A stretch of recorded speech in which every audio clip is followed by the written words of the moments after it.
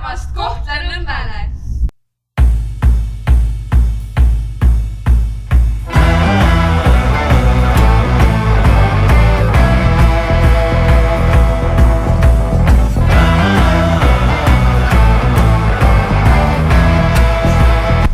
Täna oleme me tulnud siia Kohtla-Nõmmele. Me oleme siin käinud ka juba varasemalt 2 korda. Esimene kord oli Kaevandusmuuseumis ja teisel korral käisime me Mägede häälel. Aga täna oleme me siia hoopis tulnud seiklema koos Adrenaatoriga. Neil on väga palju erinevaid seiklusi pakkuda, aga täna me proovime siis seiklusmatka ja karjäärisafarit. Adrenaatoriga seiklusmatkale ja kui te selle olete edukalt sooritanud, siis leiate karjäärist kusagilt maasturid, millega jätkub karjäärisafarit. See kõik on põlevkivi teemaline, ehk saate teada, miks kaevati, kuidas see me igaühega seotud on ja põnevamad faktid ka. Et mitte ainult matk ja sõitmine, vaid üsna selline informatiivne. Kindlasti mingid põnevad kohad, natuke teistmoodi kui tavaliste autodega. Ja lõpetame siis jällegi siin umbes 3 tunni pärast.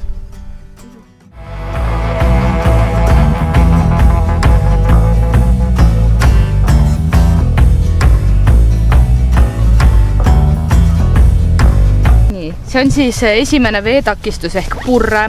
Liikumine purdel ja redelil on maks 2 inimest korraga ja hüpata ei tohi.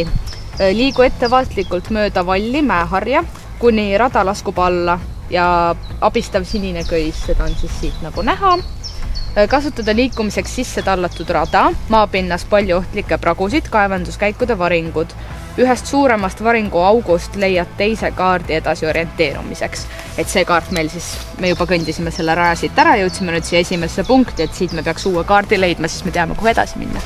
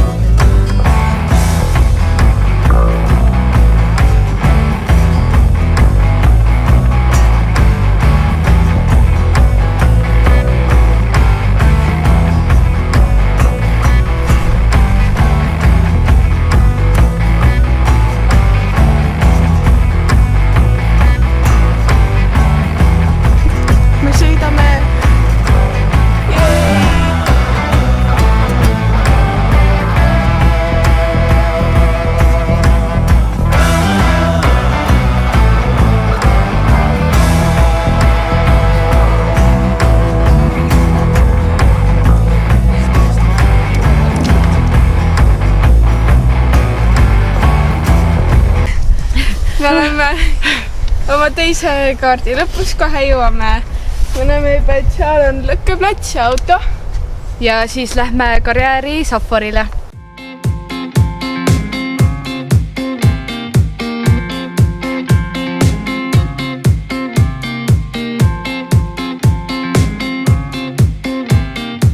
Oli nii, et päris alguses mindi Kukrusel maa alla, see mõttes käsitsi toksides kirkaga. Lükati esimesed vagunid ka käsitsi välja, siis hobustega on siis erinevad siis rongid, värgid, särgid. Kuni aastateni 70 oli see alma kaevandamine nii-öelda popim. Ja see tekkiski sellest, et suudeti ehitada esimesed väga suured eskavaatorid, mis tõstis korraga 35 kuupmeetrit baasi. Teiseks suudeti toota suhteliselt odavat lõhkainet, sest selle sama paekivi lõhkamiseks kulus ikka nagu üüratu lõhkaine. Selle koha peal oli põlevkivi 17 meetri sügavusel. Ehk kui te ette kujutate, siis sellest veepiibis 6 meetrit veel allpool. Eskavaator ise seisis seal peal ja siis tõstis siia neid mägesid. Ja muide, see vall on siin eskavaatori kurve selline pöörderaadius. Ja tänase tehnoloogiaga siis kuni 30 meetrit eelistatakse pealmaa karjääri kavandada. Siin saab kätte kogu põlevkivi, ei pea jätma mingit tervikuid maa alla, ei teki siis põlevkivi kadu. Aidu lõpetas 2011 kaevandamise, eelmise aasta jooksul kaevati 16 miljonit tonni põlevkivi Eestis. Valdavalt läheb see siis elektri tootmiseks. Ja teisel kohal on õlitööstus, aga põlevkivi loob hästi huvitavatesse toodetesse, nagu VKG koostööpartnerid on isegi, kas see on L-lõhnaõli tootja, Coca-Cola on ju, Samsung, jõuab nutitelefoni ekraanidesse keemiatööstuses. Aga omaette sümboolse tähtsusega on kindlasti siis 1,3 kilo põlekivi, mis on 1 kilovatt-tunni tükk.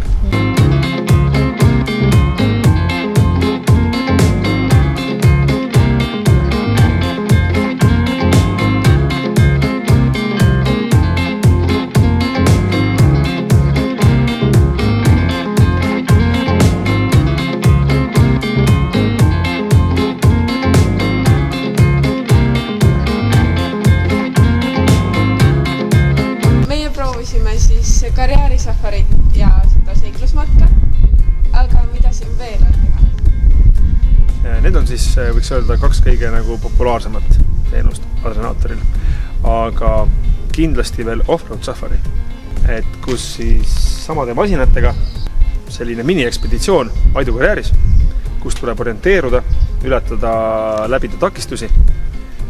Inimesed saavad soovi korral olla ise roolis, instruktor on kõrval, vahetatakse rolle ja leitakse, avastatakse päris põnevaid kohti. Kindlasti kanuumatk, raftimatk ja sinna juurde sobivad absoluutselt elamussaunad. Kas telksaun, ujusaun või ratastel trailersaun, kus on siis veega täidetav tünn ja tavaline selline tünnisaun. Selle seiklusega on meil tänaseks kõik. Me tegime ära karjäärisafari ja seiklusmatka. Minul oli see 3. karjäärisafari, see oli mega lahe, mulle endiselt väga meeldib ja soovitan kõikidele siia tulla. Ja minule ja Brital oli see esimene kord, oli ka väga vappa, jäime väga rahule. Ja selle matka kohta võib-olla mis tasuks öelda, et isegi kui ta ei ole orienteerumisega kõige rohkem sina peal, siis ei tasu karta, see ei ole üldse liiga raske, aga jällegi ei tasu ka mõelda neil, kes on orienteerunud väga palju, et see on väga lihtne, sest ta liiga lihtne ka ei ole, et ta on täpselt selline paraja raskusastmega. Ja eriti huvitavaks teevad need ülesanded ja mingid purded ja parved selle matkaraja. Nii et meil oli siin tõesti väga tore, soovitame kõikidel tulla, kutsume teid siia ja näeme